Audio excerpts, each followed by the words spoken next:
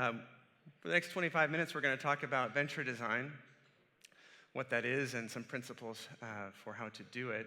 Before we get started, though, I'd love to know a little about who's in the room, and this way I can actually see some of you. How many of you out there are designers? Quite a few. Engineers? All right, a few fewer. Investors? Where's the money? Okay, how many of you are actually in a startup right now? Again, quite a few. And how about representing a large corporation? Okay, well, that's a nice balance. Good. Well, I think there's something for all of you in here. So let's go ahead and get started. Quick intro for me and who I am, a bio and 3 images. I'm an engineer turned designer turned entrepreneur. And to explain these images a little bit, the little speckly pattern over there on the left side is actually DNA sequenced by a sampler that I helped to create at the Lawrence Berkeley National Laboratory, where I worked on the Human Genome Project. And the intense-looking guy in the middle, if you don't recognize him, is Edgar Davids. And Edgar was the captain of the Dutch national football team, and he was known as the Dutch Lion, very intense guy. And he's wearing a pair of eyewear that I designed for him via Nike, who he was a sponsored athlete for. And all the way to the right there, that Millennium Falcon-looking thing is actually a vibrator. And this is from my time creating a business called Jimmy Jane, which I saw from founding through to acquisition, which is really about turning the pleasure products industry on its head. That's a whole other conversation for a whole other time. Maybe we can over a pint, one of these pub crawls. I'm here today actually in sort of all of those capacities and in an additional capacity as an investor. And I'll explain that a little bit as I go forward. So again, my name is Ethan Imboden, and here are some ways of getting a hold of me and reaching out. So here's a belief that I hold very strongly, and actually, as I look at it here now, standing on the design stage at Web Summit, it seems kind of like a foregone conclusion that through design we can launch stronger startups. But I also believe this, and we don't talk about this often enough, that through entrepreneurship we actually become better designers. I know this personally because I relearned my craft through the process of being an entrepreneur and really getting close to the key business impacts that design can have and also the threats that it can pose to a business if not properly applied. Let's have that in mind as we go through this presentation. Here's what we're going to cover: a bit of context about what it is that we do, and then I'm going to tell you about venture design and 3 principles for guiding that. And finally, we're going to wrap up with sort of a lofty goal in design the impact. So let's talk a little bit about Frog. Frog, where I am the head of venture design, and I also oversee Frog Ventures, is a global design and strategy firm. And we're in about 11 countries around the world, about 600 people. And we have a very long and storied history. Most people know us for our work on very complex programs with very large, some of the largest organizations in the world. GE to the UN, from BNY Mellon to Honeywell. But what people don't necessarily realize is that we also work with some very small companies, even some entrepreneurs you've never heard of yet, such as the entrepreneurs behind Liquid, which is creating this next generation digital communications hub for smart cities. Indeed, we actually began and grew with entrepreneurs. And so over the course of our history, have done a lot of work in that area. And recently, we've stepped back and realized that a lot of the capabilities we've been bringing to the table in those engagements are actually of enormous value to the engagements that we have with these very large organizations as well. This work that we do and the process that we employ, we refer to as venture design. Simply the leveraging of design and the creation of new businesses really from zero to launch. Getting in at the foundational level and really constructing a business through the design lens. We also established Frog Ventures recently, which is our investment arm. And this is a means of sort of creating an on-ramp for early-stage companies to work with us so that we're affordable and so that we can get in and do that work at the very, very genesis of the company, as opposed to later on, post a lot of funding. This is best understood probably through an example. So here's an example for you. We were approached mid-last year by a company with this name, IdeaShaper, and this identity, and two founders, Bill Gross from Idealab and Steve Shell, member of his team. And they had a vision, and the vision was to really, for the first time, create a consumer 3D printer that could make it into the home, and with which consumers really could actually get viable prints without a whole lot of headache. And that's just not the case today. Not only that, they wanted to do this and felt it was important to do this, with a printer that was selling at a sub $300 price point, but printing at a level of quality similar to what you would find in more like a $1,500 3D printer. How to do this? Well, they came to us with this prototype. And what you're seeing here, if you haven't taken apart a 3D printer recently, is a novel means, electromechanical solution for moving the build plate beneath the print head in a 3D printer. Now, this assembly that you're seeing here actually uses about 1/3 of the parts typically employed, and therefore is one, much more reliable, two, much less expensive, and ultimately, as a result of these two, provides a much better user experience. This was sort of the core enabling technology that was going to help them. The other piece that was going to help them was creating a complete physical-digital ecosystem, not only creating the printer, but also creating a marketplace of pre-tested prints, or objects rather, that you could print directly from the web to the printer and know that it was going to come out. So with this engagement, as with all of these engagements, we started by deconstructing and rebuilding from the ground up the business case, the business plan, and the go-to-market strategy. The next step we take in these programs, or in this program, was we renamed and we rebranded the company from IdeaShaper to New Matter. We then also did the industrial design for the hardware, which is what you see here. And finally, we rebuilt, or actually built from scratch, the marketplace itself. Where would the objects live? How would you interact with them? What would it look like when you wanted to print? 6 weeks into the program, we were here. We shot this video. So from that prototype, through those designs, 6 weeks, we shot this video, and what you're seeing is a portion of the crowdfunding video that we took then to Indiegogo and launched their crowdfunding campaign with. So that's the idea behind venture design in action. It's a very rapid path from that inception all the way to market. And it's really taking into account not only the design and the strategy, but really the integration of those two. So 3 principles that we employ here as we do this. We found just overall that rather than trying to find a process that we could follow step by step by step, it was actually much more viable for us to come up with principles that gave us general guidance along the way, because we needed to continually reshape the way that we were working, be much more dynamic in our approach. So this first principle is prioritizing progress over process. Typical development process, you want to get from a need all the way to a product or a service. What you will often see is there's going to be a phase that people will refer to as discover. Everybody has different names for this, but it generally is the same thing. It takes you from need to insights, and then a design phase, which takes you from those insights into concepts, and then some sort of a delivery phase where you go from those concepts to the actual final product.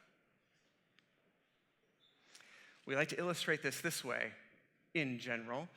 Often you'll see designers talking about this beautiful funnel where you're starting out with many ideas and you're sort of over time narrowing down to the one true concept and product. In reality, when you enter the sausage factory, it looks a lot more like this. It's pure chaos along the way. Sometimes we try to shield you from this, but this is the reality. The designers in the audience know this very well. Not only that, but it's iterative everywhere. The whole, in a sort of a macro scale, it's iterative. One product generation following on another, but also as you're going through the process, it's iterative. So how do you manage this chaos, and how do you do this in a way that's efficient, especially in the circumstances of an early stage company or in a multinational that is really trying to get to market or to some proof point very quickly and also relatively, therefore, inexpensively? Lean. So this next couple of slides are images I took off of a blog post from Google Ventures that I liked a lot, and it'll become clear why. So we all know this lean idea of build, measure, learn, repeat. It's very neat as a cycle. The reality that many people encounter, however, is more like this. You start with a bad idea, building it takes forever, then you've invested so much time into this thing, you just gotta launch it. You're not sure what the results mean, and then you start with a whole new idea, and you're in this sort of endless iterative death spiral, right? And I've seen a lot of startups in this cycle. But you're following the process exactly as it's said to in the book. What Google Ventures was proposing here is that what they like to do is to cut out that whole building part and instead launch a prototype and do research sprints. So they're cutting out a whole portion of this. And at some point, you do need to obviously be building your product itself. But the idea here is the process itself is not sacred. Break the process. It's to serve you. You're not there to serve it. So an example, we were working with a company called Sensel. They came to us with this identity. That didn't last very long. But they have an amazing technology. And the technology is something that you're interacting with in a way already. As you may know, in all the new MacBook Pros, there's now Force Touch in the trackpad. Have you seen this? The way they're accomplishing that is with 4 force sensors, one under each corner of that shape. And with that, they're getting a gross sense of the pressure being applied. In that same area, Sensel can put about 5,000 sensors. In fact, in their product, they have about 20,000 sensors. It's about the size of an iPad. We have one in our booth, which is actually right down the way here. You can come and check it out and try the demo.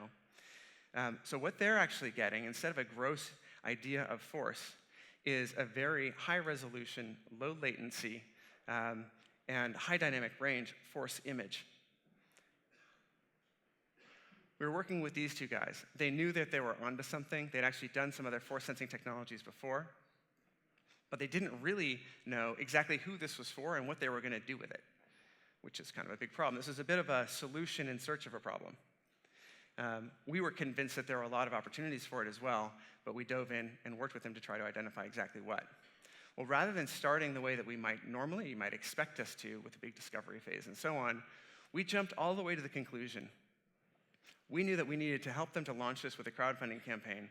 The first thing that we did was we created the crowdfunding campaign. We storyboarded it. Now, this did a couple of things for us. Ultimately, the crowdfunding video didn't actually follow this storyboard at all. But what this storyboard did for us is it helped us to get our ideas out on the table, to preview the challenges and where the big gaps in our story were going to be, so we could focus our efforts, and everybody got aligned around the project and what we're going to do. Then we got in and actually did the project. It was almost as if we were doing the project for the second time, but this is day 2 of the project. So we rebuilt the identity. We worked out the actual use cases and the key interaction models. We redesigned the hardware.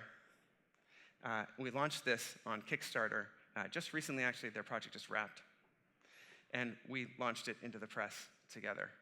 Again, I encourage you to come by and check out the demo. It's pretty cool. So this is a way for us to really short-circuit the process and get right to the point. The next principle that we like to employ is prioritizing engagement over presentations. Presentations are sort of a necessary evil. I'm presenting to you right now. There's a lot of value in presentations. Hopefully there's a lot of value in this today. Some of those forms of value, one, creatives are very pressure prompted. Our stage manager, Spud, got this presentation from me like 45 minutes ago. It all worked out. I'm here on stage. But creatives are pressure prompted, and it's a good way to make people get their ideas down on the page, and then you can have a very effective communication with that, and finally get alignment. But there's also a lot of waste. It's a huge time suck. It takes a lot of time, and on top of that, the time isn't necessarily only going into the concepts that are going to see the light of day, it's also going into all the other concepts. We're polishing artifacts. Often, if you're working with a designer, in-house or a design firm, they need to present to you, the 3 to 5 concepts they signed up to. When they come in to present those, they already know which of those 3 to 5 concepts they want you to select, and they're very good at convincing you to take the one they want. but they've spent just as much time polishing all the other ones, so it looks like everything is sort of evenly handed, and they're not trying to tip the deck. So that's wasted time. And the other thing that goes in here is that there's a lot of justifying of your role or of the expense associated. So it's look how much work I did. Here's a 52-page deck. Actually, this deck is 56 pages.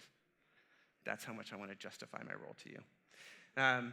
So one of these is really about progress, and the other is really about process to sort of tie into our prior principle. So let's go back to our development path. Going from need to product. Often, we start out with the best of intentions, and then we get a little way in and we say, hang on, guys, let's all get together and sync up. We need to bring in the key stakeholders and so on. We put together a presentation that takes us off this shortest path from point A to point Z, from need to product, and we're on this little diversion now, which is sort of spinning up a presentation. We present that, we get some feedback, and we have a response cycle, and this is normal. In many cases is necessary. The problem is that occurs over and over and over again throughout the program, and this compounds. And you find that actually there's a lot of time spent off this shortest path, just spinning up these presentations. So what we prefer is this, a squiggly line. The squiggly line is meant to represent that there's a constant engagement. We work ideally co-located with the companies that we're doing this venture design work with, so that there is no need to spin up those presentations, and really that time can be banked and put back into the actual development of the product that sees it out the other end of the process. Not always easy to do, particularly with large corporations. Really requires a big sign-off, but it's much easier to do with small companies and startups. You should all be around the table. You should all know where you are in these processes. So again, prioritizing engagement over presentations, and finally, learning to fish. At Frog, we often talk about teaching to fish, right? We need you to understand what it is that we do and how to do it yourselves. We don't want to create a dependent relationship between ourselves and our clients. We want a relationship that will build over time, and we want you to be able to carry the work forward from the point that we release all the way to market. How many of you watched Mad Men? I'm a big fan of this. So there's this moment that I love when Don Draper gets up and he pulls the thing off, and it's like, ta-da, Hershey's. And it's magic, right? And it's creative genius, and he has this gravelly voice, and he's handsome. And anyway, we all love this idea of creative genius. Even the clients love this idea. And we've sort of bought into this idea that there is some magic that happens. There's something incomprehensible. And while it may be hard to document at times, it really isn't magic. And there's actually danger in referring to it as magic or thinking of it as magic, because ultimately, what is magic? Magic is incomprehensible. Now, if something is incomprehensible to you, you really can't manage it. So for instance, if I told you, you need to feed this guy's rabbit, where would you put the carrot? Would you stick it in the hat? I don't know what to do here. I don't know how to carry this forward. So we like to work really transparently and really closely with our companies and make sure that they're drinking in as much of our work and our work process as possible so they can carry it forward. We even help to advise on people they might need on their team so that we make ourselves, to a degree, obsolescent. So in the New Matter example, when we first started working with them, we put a huge number of people on the team. This is an industrial design team here having a sketch session. We've got engineers, we've got designers, 8 people around the table. Here's the New Matter development sort of timeline. From left to right here is time passing. The first program that we did with them was the one that I described, where we did the branding work, the industrial design, the UI, UX, and finally the storytelling piece. New Matter, of course, was doing a lot of work on their end, but we were about 12 people and they were 3 people. So we outnumbered them grossly. Halfway through this, we renamed them New Matter. At the end of this, we launched the Indiegogo campaign. We had their press launch. The second program, there were 5 of us on it. They came back to us. That first program was actually an investment in their seed stage. The second one, an investment in their Series A. And we developed their out-of-box experience, fancy way of saying their packaging and the experience of that unboxing. So there, they actually went on to raise their Series A and win a CES award for the design. But they were far more people at that point, maybe 10, 12. And so they were beginning to outnumber us. And they were taking the UI, UX work and the ID work in-house and progressing that on their own. Then we had a support contract where we're just looking in and checking in on their regular sprint cycle and supporting them with our own work. helping them to maintain the design intent. Today, there are over 30 people. So what we see here really is a transition. It's a handoff from us to them as they build up their capabilities. Now, at different points in the future, they'll need new things that they might want from us or from others outside the company. They may never want to have a full packaging design team in-house. They might not just do that often enough for it to make sense. We can be there for them. But there are other elements that they really do need to bring in-house. So it's this idea of their planned independence. The design team and them as a company having that independence as part of the idea all the way through the program, and the program's really being structured to support that. So that's this idea of really you taking ownership of the creative capital of your company. So all this ladders up to one larger idea, and that is designers love the product, right? We love making the thing. There's a danger in that the thing actually isn't the goal. The business is the goal. And in order for us as designers to understand how to apply ourselves best to the business, one, we need to have a lot of visibility and ideally some entrepreneurial experience so we understand when I sketch this line, here's the impact on the certifications we need. And when I sketch this line, we're going to need a different box that's not going to fit on the shelf at Target. Whatever that is, it's really important for us to have that broader view so that we can focus on what are we doing to the business with the design work, because ultimately the product isn't the point, the business is the point. We need to get to the necessary and sufficient elements that drive the business as far forward as possible, particularly in these new ventures. I'm going to end with a little video that's showing you some of the work that we've been doing recently, and I encourage you to come by our booth and take a look, and we can discuss all of this with you.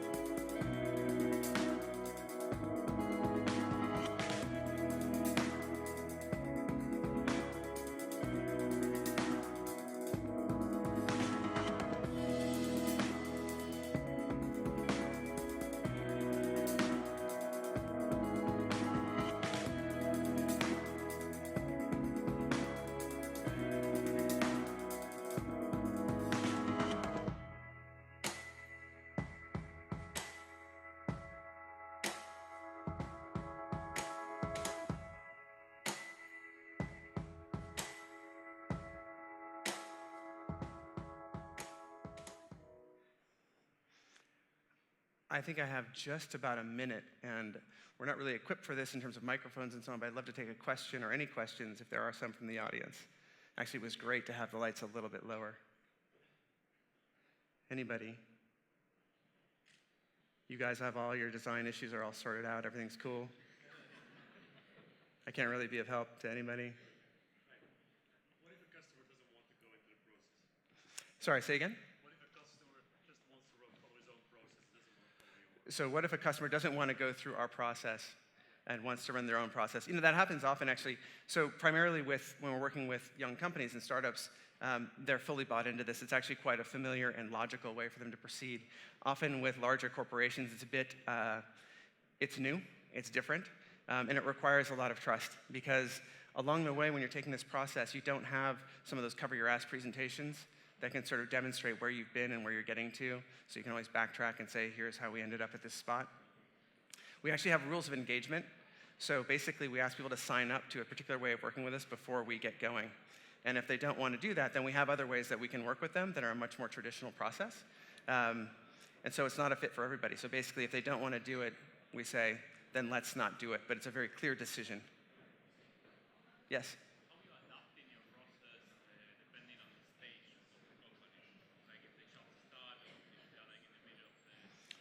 So how are we adapting the process depending on the stage of the company? Well, that's just exactly why we don't have a specific process. It's all about these principles. Because if we had a particular process, we'd require everybody to be at the same beginning point and the same end point, but that's just never the case. So basically, not only in this work, but in all the work that Frog does, we're really creating bespoke programs and sitting down with them. The very beginning of any project, actually before any papers are signed, is a collaborative scoping process where we work through exactly what the beginning points are, what the end points are, what the business impact is we want to have, and then we work backward to some sort of midpoints. And that's sort of done very much in collaboration with the potential client. From there, we decide on something that's going to work for everybody. One last question. Yes? One more time? How do we overcome concerns around intellectual property? So we don't typically have that many concerns around intellectual property. Generally, the way that Frog is working is all the intellectual property that's generated by our programs is owned by the client, right? So that's quite clear cut. There are times, for instance, with Liquid, which you saw up here, where actually it's intellectual property that was commercialized, is being commercialized by a startup, but was originally generated by Frog. So that's actually sort of being excubated from our company. But there's always a very clear handoff.